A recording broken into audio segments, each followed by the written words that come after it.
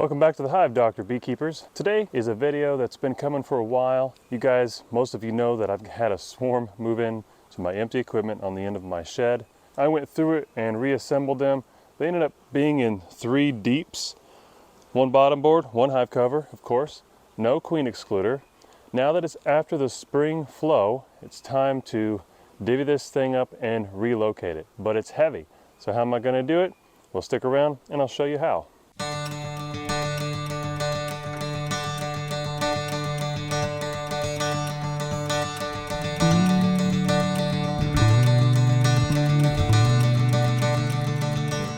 When you can catch a swarm without even trying.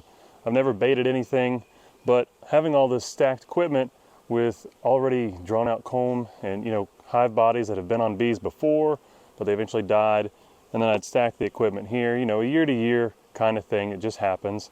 The bees smell this stuff and they come in and they find that it's a place they like and they move in because it already smells like bee stuff. So why bait it? That doesn't mean I won't ever try any bait. But in this case, it's just nice because it worked out. So today's goal is to figure out how to move this 3 deep colony after having made a honey crop on it. This thing is heavy. When I first reoriented the frames in these boxes, when the swarm moved in about a week or 2 later is when I did that, I could lift it from the bottom board just fine. But now whenever I work on doing that, it's quite heavy. I can budget, but it's a lot of work. We've got 3 deeps, so we need to figure out how we're going to move this, and I've chosen to split them. So we've got 3 deeps to work with. I'm going to have 3 colonies by the end of it. One of them is going to have the queen. I'll probably let that be the colony that stays here until I'm ready to move it.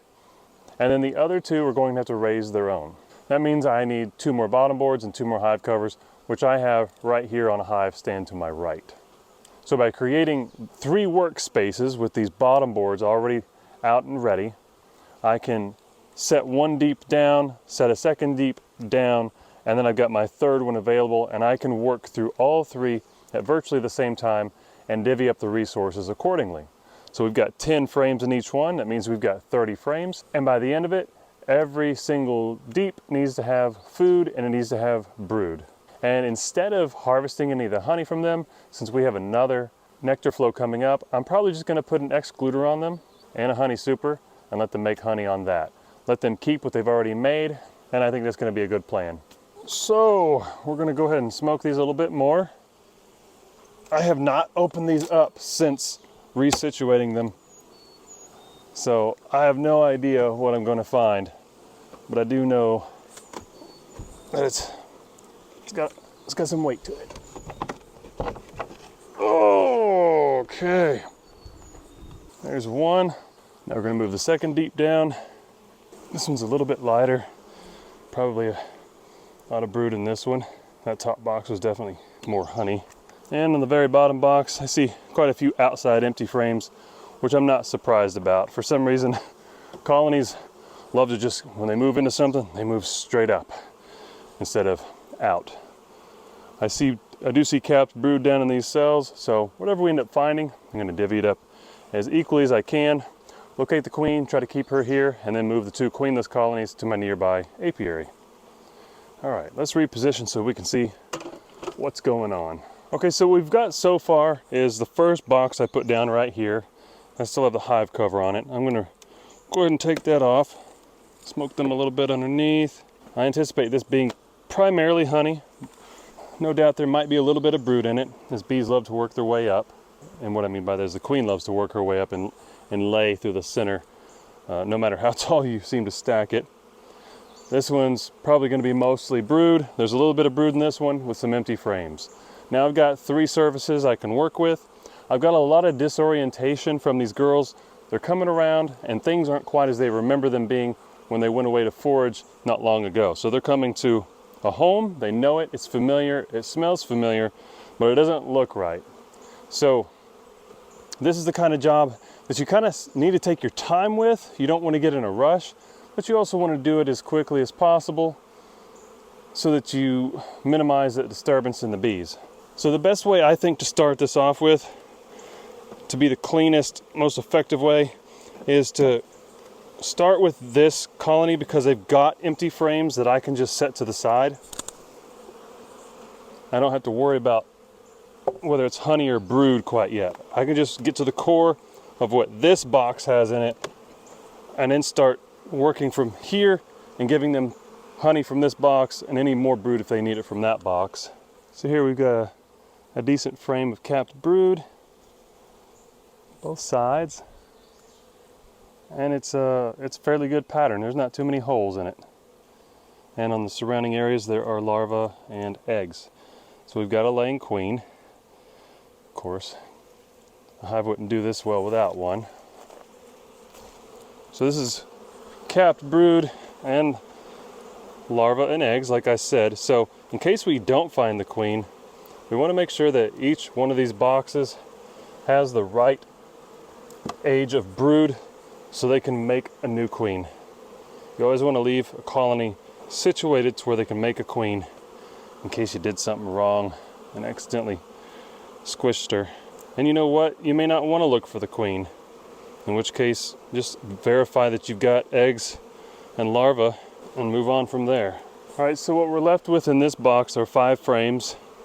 I've got 3 frames of brood in the middle, and on both sides I've got frames with a lot of pollen, which is always how the bees structure it. They put that pollen, the bee bread, right up to their brood frames. So now I've got some spaces to fill in. This box has plenty of brood. It's got capped brood and larvae and eggs. So they can make a queen, and they've got more bees on the way that'll be emerging soon as adults from the capped stuff. So now at this point I just want to give them some food. And you'll notice I didn't really look that hard for the queen in that box, because I kind of, even though I said in the beginning I want to make sure that the queen stays here, it doesn't really matter. It just makes moving it a little bit easier. But if I leave a colony here that needs to raise a queen, I need to move them well before that queen ever emerges. Otherwise I'm going to have to wait for her to go mate and then come back and start laying. And I don't want to do that. I'd like to get these girls out of here and into the bee yard where they belong. You can see here's one of my Varroa control frames. They've started building that drone comb on the bottom. Real nice fresh wax. And what's really cool about this particular frame is that's where the queen is. So now we know where she is. And because I do know where she is, I am going to go ahead and leave her here.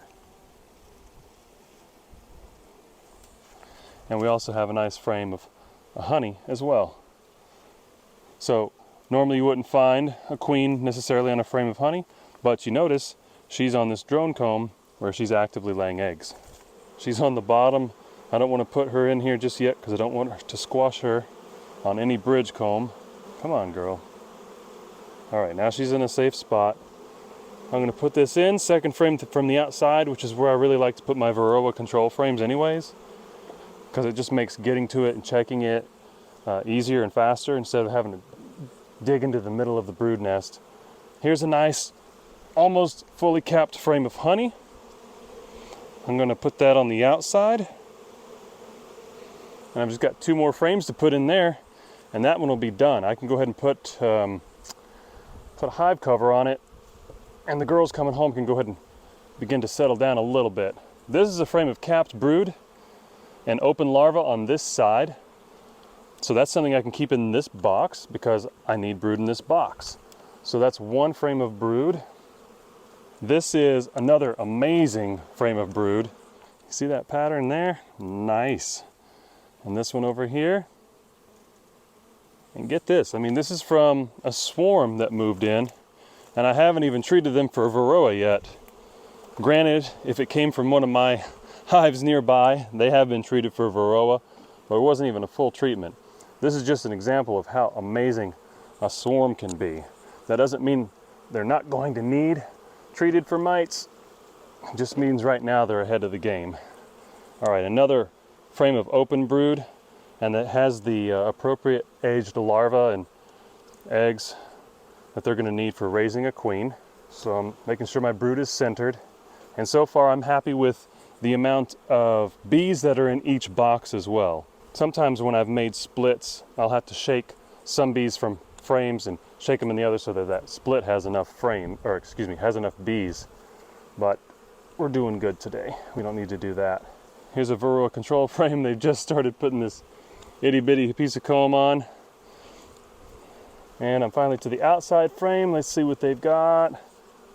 Open nectar. I'm gonna leave that as, I really would like to see more food in this box, and I'm out of food frames, so let's see what we've got in this box since we haven't been in it yet. And before we do that, I'm just gonna fill in over here with 2 frames I've got here at my feet. All right, they look good. I'm gonna bump these bees on the ground. They will slowly take flight, come back home. This is a single deep on a bottom board. Easy for me to pick up and move. It's not too heavy, and I can move it any time. You know, granted at the right time, like at night. It's got the queen. Ideally, you wouldn't normally want to work right in front of the flight zone of your bees, but I have little working space over here, so that's why I'm trying to kind of assess what I've got and work as quickly as I can, while also moving carefully. Okay, this box is very calm. I anticipate a lot of brood in this one. All right, that's open nectar. That can stay. I'm gonna keep it as an outside frame, possibly. Next frame, probably be more pollen on. And there is. And they have a space opened up for a queen to lay, but she's not laid yet. Ow. So, I anticipate brood being on the next frame. Woo! Yep, we've got all stages of brood on this frame. That looks amazing. They've got what they need just on this one frame to make a queen, but they've got even more frames of brood than that.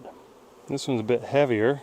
A lot of capped brood on both sides. Every single one of these boxes looks like a full colony as far as population and resources. This one's starting to get a little bit more honey on the outside. I've got capped brood. There's a lot of brood in this box, more than the other ones. So I think I'm going to take this one that has a little bit more food on it and brood and give it to the one next door here. We're just going to set that right down towards the center where I like to keep the brood, where the bees like to keep the brood. Okay, let's keep going on. We've got 3 more frames to figure out in this box. All right, this is lighter. They've got capped honey up in this corner. I'm going to let them keep that. All right, so that tells me that the next frame's going to have less, and the outside frame's probably not going to have anything on it. So I'm just going to go ahead and orient all my frames in, put them back together, and though they may not have like as much honey as the original colony does here, it's not a big issue because they're still bringing in nectar, even though it's not a heavy flow. And we've got another flow starting in 10 days or so. Okay, so those are spaced. I've got room for 2 more frames. I'm going to do this deep frame and one of my Varroa control frames. It doesn't have anything on it but except for a little bit of comb. All right, so now they're done. I'm going to go ahead and put their hive cover on and plug up the entrances so they can't get away, and then I'll finish orienting this one. Okay, so let's go ahead and move all these frames into place. And because I have broken this colony down into 3 parts, I'm going to give you a really great extra tip on what to do now. 2 of these have got to be moved right now. As soon as I'm finished, I'm going to load 2 and take them nearby. And the last tip is, I remember I originally said I'm just going to leave the queen here. That may not necessarily be true, because all these foragers that are out coming back, there's a lot of bees. There's a lot of bees that are not here right now that belong to this colony. So ideally what would be the best thing to do is to leave the colony here that has the least amount of bees, so that they will gain the population from all of these foragers returning home. However, that being said, this particular colony is pretty dang big. None of them are lacking in the population department. So I think just because none of them are really needing any extra bees, I'm just going to go ahead and leave the queen. I may even just go ahead and put a super on them, just so they feel they've got enough room.